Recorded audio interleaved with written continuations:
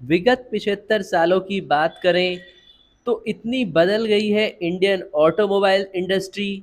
जहां पर कभी ढूंढे से नहीं मिलती थी कारें, आज होती हैं विदेशों को जबरदस्त एक्सपोर्ट। 1947 की बात करें, जब भारत आज़ाद हुआ, तब यह भी चुनौती थी कि देश के 34 करोड़ लोगों का पेट कैसे भरेगा। ऐसे मुश्किल समय में कारों, मोटरसाइकिलों और स्कूटरों की कल्पना सिर्फ कुछ लोग ही कर सकते थे। हालांकि आज़ादी से पहले 1940 के दशक में Tata Motors, Mahindra and Mahindra, Hindustan motor और प्रीमियम कार निर्माता जैसे कंपनियों की स्थापना हो चुकी थी। लेकिन तब इनके सामने मुसीबत यह भी थी कि जिस समय में लोग खाने तक के लिए संघर्ष कर रहे थे, ऐसे वक्त में ग्राहकों को कैसे जुटाया जाए। तो 1950 से 1960 के दशक के दौरान आयात पर व्यापारिक प्रतिबंधों के कारण समग्र उद्योग धीमी गति से आगे बढ़ता रहा। और 1960 से 80 की बात करें तो किसी भी समय अन्य मार्केट की तरह ऑटो मार्केट भी काफ़ी सीमित था, जिसमें सबसे पहले अगर किसी भारतीय कार कंपनी ने एंट्री की तो वह थी हिंदुस्तान मोटर्स। और हिंदुस्तान मोटर्स की एम्बेसडर ने पूरे खेल को इधर से उधर पलट दिया। इसने भारत में पहले से कारोबार कर रही फोर्ड और फिएट को खुली चुनौती दी, और देखते ही देखते हिंदुस्तान मोटर की एम्बेसडर कार स्टेटस सिंबल बन गई। सामान्य पब्लिक से लेकर विशेष लोग, चाहे नेता हो या अधिकारी, एम्बेसडर को शान की सवारी मानते थे।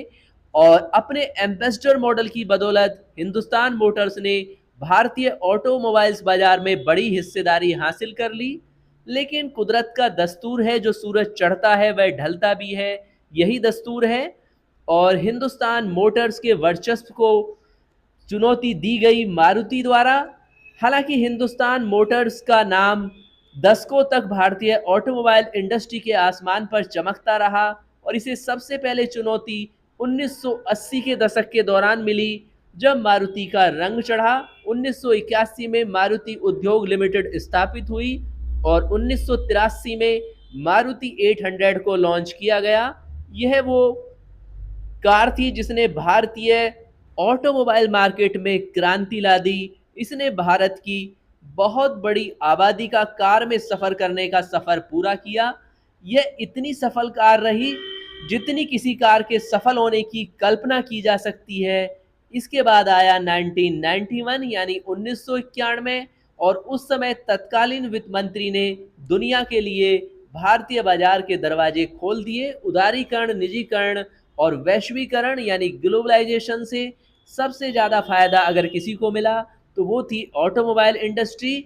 इसमें जिन कार निर्माताओं को पहले की कठोर नीतियों के कारण भारतीय बाजार में निवेश करने की अनुमति नहीं थी, उनके रास्ते साफ हो गए।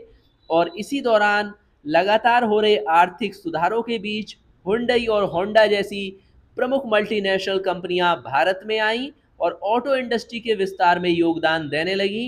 1997 में टोयोटा मोटर्स ने किर्लोस्कर ग्रुप के साथ भारत में व्यापार शुरू किया। फिर 2003 में सुजुकी ने मारुति में निवेश किया और इसका मालिकाना हक सरकार से सुजुकी के पास चला गया।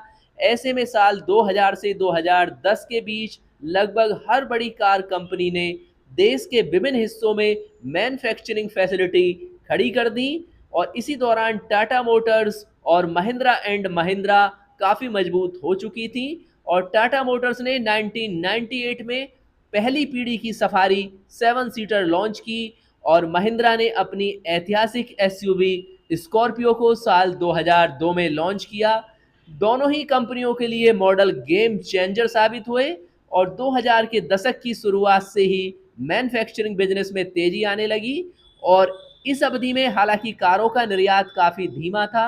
इसी दौरान मारुति सुजुकी पहली कार ब्रांड में से एक थी जिसने प्रमुख यूरोपीय बाजारों में वाहनों की शिपिंग शुरू की, और यहां से भारतीय ऑटो मार्केट ने ऐसी रफ्तार पकड़ी कि साल 2009 में जापान, दक्षिण कोरिया और थाईलैंड के बाद भारत पैसेंजर कारों के चौथे सबसे बड़े निर्यातक के रूप में उभरा। और फिर 2010 में भारत ने एशिया का तीसरा सबसे बड़ा निर्यातक बनकर विश्व में नाम किया। साल 2011 में भारत उत्पादन के मामले में दुनिया का छठा सबसे बड़ा देश बन गया और देश की जीडीपी में 6.4% का योगदान देने लगी ऑटोमोबाइल इंडस्ट्री। और साल 2019 की बात करें तो भारत की ऑटोमोबाइल इंडस्ट्री दुनिया की पांचवी सबसे बड़ी ऑटोमोबाइल इंडस्ट्री बन गई और करीब 3.5 करोड़ रोजगार इस सेक्टर में क्रिएट हो चुके थे और देश के सकल घरेलू उत्पाद में यानी कुल जीडीपी में 6.4% और विनिर्माण सकल घरेलू उत्पाद में 35% का योगदान दिया। और अप्रैल 2022 में पैसेंजर व्हीकल्स यानी यात्री वाहनों, तिपहिया वाहनों, दोपहिया वाहनों और क्वाड्रीसाइकिल का कुल उत्पादन था 18,74,461 यूनिट। वहीं एफआई 2022 में भारत का ऑटोमोबाइल का वार्षिक उत्पादन 22.93 मिलियन वाहन का था और ऑटोमोबाइल सेक्टर में अप्रैल 2000 से लेकर मार्च 2022 के बीच लगभग 32.84 बिलियन अमेरिकी डॉलर का कम्युलेटिव इक्विटी एफडीआई इनफ्लो मिला। और बात करें ऑटोमोबाइल सेक्टर के फ्यूचर की तो ऑटोमोबाइल सेक्टर में 2023 तक स्थानीय और विदेशी निवेश के रूप में 8 to 10 मिलियन अमेरिकी डॉलर मिल सकते हैं। मार्केट साइज की बात करें तो 2021 में भारतीय यात्री कार बाजार का 32.70 बिलियन अमेरिकी डॉलर था और 2022 से 27 के बीच 9% से अधिक की CAGR दर्ज करते हुए 2027 तक इसके 54.84 बिलियन अमेरिकी डॉलर तक पहुंचने की उम्मीद है। तो दोस्तों ये है ऑटोमोबाइल इंडस्ट्री का आज़ादी से लेकर अब तक का इतिहास। उम्मीद है इससे आपकी नॉलेज काफ़ी इम्प्रूव हुई होगी और इसी तरह की नॉलेजेबल इंफॉर्मेशन वीडियो देखने के लिए हमेशा चैनल को सब्सक्राइब करने के साथ प्रेस करें बेल का आइकॉन ताकि हर इंपॉर्टेंट इंफॉर्मेशन आपको मिलती रहे। और हम मिलते हैं डेली आपके साथ latest automobiles news information update के साथ।